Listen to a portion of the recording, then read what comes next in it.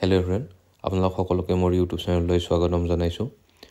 বহুতৰে মনত এটা কথা উৎকণ্ঠা আহি আছে যে ADRE আৰু DMEৰ এপইণ্টমেণ্ট লেটাৰসমূহ কেতিয়ালৈকে দিব পাৰে। বিভিন্নজনে বিভিন্ন মন্তব্য কৰি আছে, ইউটিউবতেই হওক বা বিভিন্ন ছ'চিয়েল মিডিয়াতেই হওক। এতিয়া বহুত বেছিকৈ প্ৰচলন হৈ আছে যে 15 ডিচেম্বৰত এপইণ্টমেণ্ট লেটাৰ ডিষ্ট্ৰিবিউশ্যন হ'ব। কিন্তু এতিয়ালৈকে তেনেকুৱা কোনো অফিচিয়েল ন'টিচ অহা নাই যে 15 ডিচেম্বৰত এপইণ্টমেণ্ট লেটাৰসমূহ ডিষ্ট্ৰিবিউট কৰিব। আমি আগতেও এটা স্পেকুলেশ্যন কৰিছিলোঁ যে 24 ডিচেম্বৰৰ আগত এপইণ্টমেণ্ট লেটাৰসমূহ দিব লাগে, কাৰণ 24 ডিচেম্বৰৰ পৰা খানাপাৰাৰ ভেটেনাৰী ফিল্ডত বুক ফেয়াৰ বা গ্ৰন্থমেলা আছে আৰু সেই গ্ৰন্থমেলা 14 দিনলৈকে চলিব। গতিকে জানুৱাৰীলৈকে তাত বিভিন্ন অনুষ্ঠান হ'ব।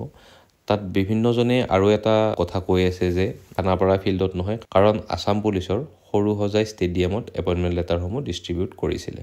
তো তেনেকুৱা বিভিন্ন কথা এতিয়া চলি আছে যে এপইণ্টমেণ্ট লেটাৰসমূহ কেতিয়া দিব পাৰে।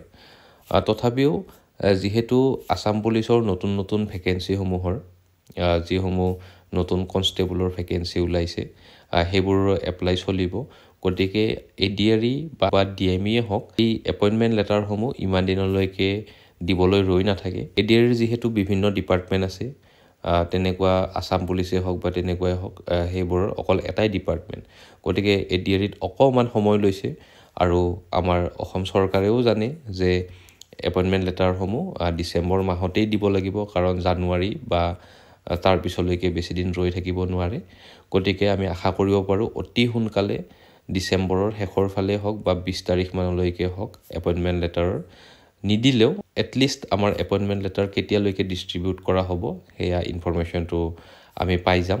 গতিকে আমি বেছি নিগেটিভ হ'ব নালাগে, অলপ আশাবাদী হৈ থকা ভাল।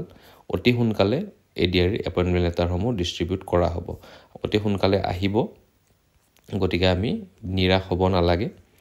তো আজি ভিডিঅ'টোত এইখিনিয়ে আছিলে। আপোনালোক সকলোৱে পজিটিভ হৈ থাকক। DME আৰু ADREৰ এপইণ্টমেণ্ট লেটাৰ ডিষ্ট্ৰিবিউশ্যনৰ ডেট অতি সোনকালে আমি গম পাম।